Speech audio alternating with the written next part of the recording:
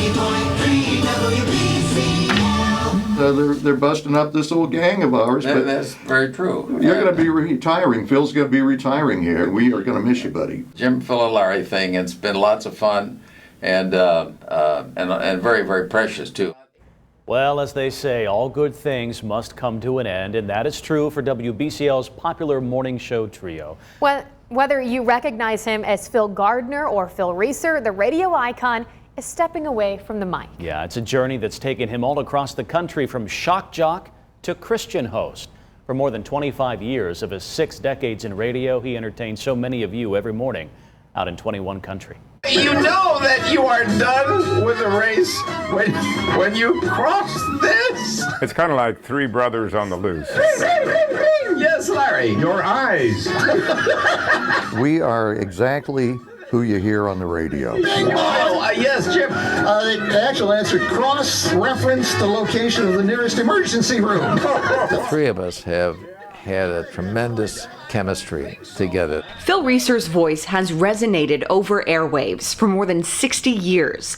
Most of that spent at WBCL, hosting the Jim, Phil, and Larry show every morning. He and I have known each other for years. We actually used to work together at a station here in town that was a rock station called WLYV. He was very popular, but he was a much different person back then. I was just a kid when he was on the air here in Fort Wayne. Believe it or not, Phil's career began with a rocky start in college.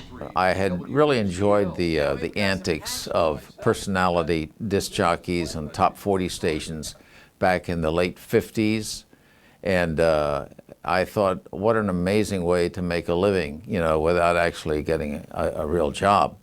I was terrible at it. I was fearful. I was totally lacking confidence. Everything bad. You'd never think I would ever continue on with it. But he quickly found his voice, rising in the ranks of radio, busting ratings along the way. I always went by the name Phil Gardner because my dad was a pastor, and I didn't want to smear his name with the kind of shenanigans I was doing on the air, because I really had become sort of a shock jock without even realizing what a shock jock. The term wasn't even there when I started this. Despite the success, Phil was headed down a dangerous path. I did get into alcohol and drugs and promiscuity. Really, I was a mess.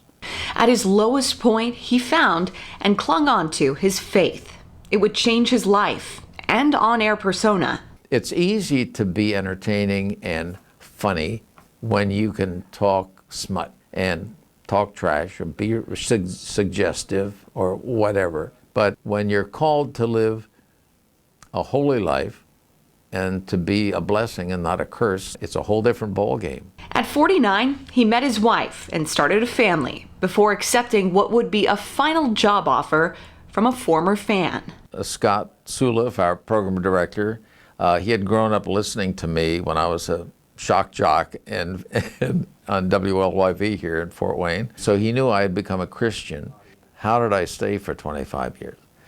It was odd because before I came here, I had never worked at a station longer than 3 years. Using his father's last name, Phil found a home, a new connection with listeners, and friendship here in 21 country. I'm sort of stepping out into the unknown because I've been doing this, forever. It is a little unsettling in a way, but that's a part of the walk with the Lord. I've just always admired him for his faith, and I think he's actually kind of been a mentor for me. It's his heart for Jesus. And that's the thing that I would love people to remember about Phil, that huge transformation.